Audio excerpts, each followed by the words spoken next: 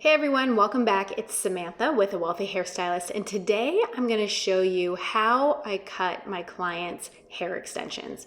So my client here is wearing 2 rows of 22-inch extensions, and you can see the placement was pretty high up, and this is exactly how I like to layer my clients.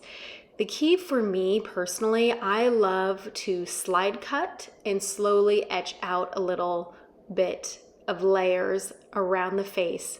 For me, I feel like I call it like micro cutting is key with extensions. And I feel to have the best blend, you have to slowly etch away at the hair.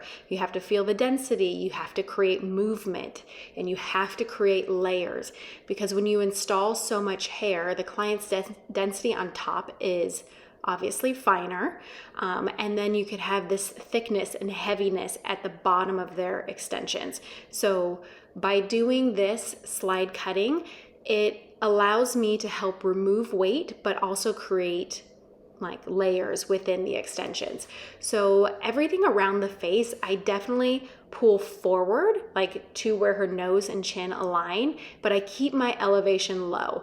The higher the elevation, the more you are gonna cut into the extension. So I usually will kind of shake out the section that I pull to kind of see where her natural hair is falling off. And then I'll begin my slide cutting from there. So as you can see, I'm directing everything like around to the front of her face. Because if you are doing layers on the side, you are gonna cut into your extensions and create a ledge. So always over direct forward to the center of the face. And here is how I slide cut. So I take tiny, tiny, thin little micro pieces and I slowly slice into it. And I kind of always like feel the hair, I feel where the weight is, I visually look at what I cut and I kind of refluff and move the extensions and see where there is heaviness and where I need to keep etching into the extensions. And I also like to grab the hair underneath and find where their natural hair is falling. As you can see, I do it on both sides. Grab the hair underneath, and where her natural hair stops, I will slide cut for those wefts that are on the bottom. And I keep kind of moving the hair around, feeling it out. I love a good face framing layer, especially if a client has such a disconnect with their natural hair. You have to create movement. But I also let my clients know, like, I'm only going to install extensions that are going to blend well with your hair. So my client at this time for sure needed 2 rows to help achieve this look that she wanted. Until her hair grows a little bit longer, then we can maybe transition to 1.5 rows and then maybe down to 1 row. But for cutting layers in the back, I will take vertical sections and same thing, keep my elevation low. I find where the natural hair drops off. As you can see, I pull the wefts out, find where her hair stops, and then slowly slide cut. And as I'm slide cutting, I am moving my way down the extensions.